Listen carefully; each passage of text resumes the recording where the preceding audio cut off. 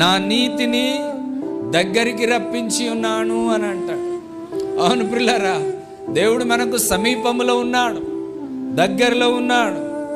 యెషయా గ్రంథం 55వ అధ్యాయములోని 6వ వచనం ఈ విధంగా రాసుంది.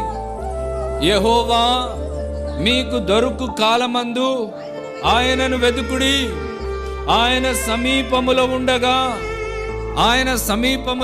ఆయనను వేడుకొనుడి. ఆయన మనకు సమీపంగా ఉన్న దేవుడు. హల్లెలూయా.